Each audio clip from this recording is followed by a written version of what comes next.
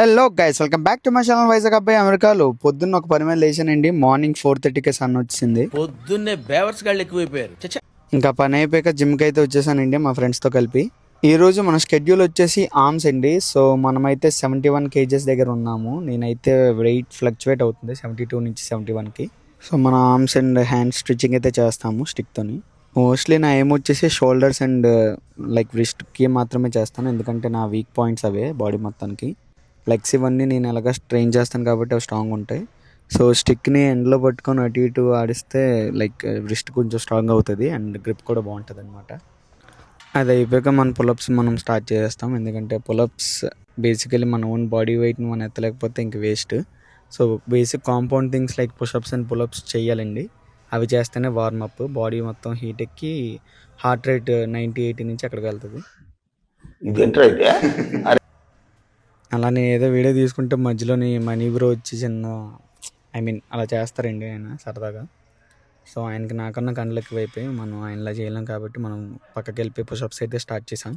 ఒకప్పుడైతే 150 అలా కొట్టేవాడిని sets, 5 sets అలాగా. ఇప్పుడైతే ఓన్లీ 25 ఒక 2 to 3 సెట్స్ చేస్తున్నా. ఫస్ట్ వచ్చేసి మన బార్బెల్ కర్ల్స్ అండి. సో ఇది ఏంటంటే బాడీని స్ట్రైట్ ఉంచి మూమెంటం ఏం లేకుండా ఓన్లీ హ్యాండ్స్తోనే లిఫ్ట్ చేయాలి. అండ్ వీలైనంత వరకు బైసెప్ని స్క్వీజ్ చేస్తే కరెక్ట్గా. అండ్ దించేటప్పుడు కూడా నెగిటివ్స్ కూడా స్లోగా దించాలి. And you should feel the muscle every time. నేను ఒకప్పుడు నాకు హ్యాండ్స్ ఎలా ఉండేవి కాదు, ఇప్పుడు ఈ రేంజ్కి రావడం కారణం ప్రోగ్రెసివ్ ఓవర్లోడ్. వెయిట్ని కన్సిస్టెంట్గా మెల్లిగా ఇంక్రీజ్ చేసుకుంటూ వెళ్ళా. అండ్ ఈ ఎక్సర్సైజ్ అయితే చాలా హెవీగా పడుతుందండి. ఇంకా కొన్ని ఎక్సర్సైజెస్ ఉన్నాయి. ఆర్మ్స్ డేవి మొత్తం షెడ్యూల్ పెట్టమంటే నేను పెడతాను, ఎందుకంటే జిమ్కి ఎక్కువగా మంది చూడట్లేదు. నేనైతే చేసుకుంటూ వెళ్తా. ఒక రోజుకి నా బాడీ అంత డెవలప్ అయిన తర్వాత ఆబ్వియస్లీ నేనేం చెప్పాల్సిన పని లేదు. So my actions will speak louder than my words. So అప్పుడు మీరు అలాగా షెడ్యూల్ పెట్టమని అడుగుతారో అప్పుడు నేను పెడతాను. సో మనమైతే బాడీ రికంపోజిషన్లో ఉన్నాం. నేనైతే కన్సిస్టెంట్గా వీడియోస్ చేయట్లేదు, బట్ టైం ఉన్నప్పుడల్లా ఏదో ఒక వీడియోని రిలీజ్ చేస్తూ ఉంటాను. And thank you for all for supporting me even if I'm not doing content also.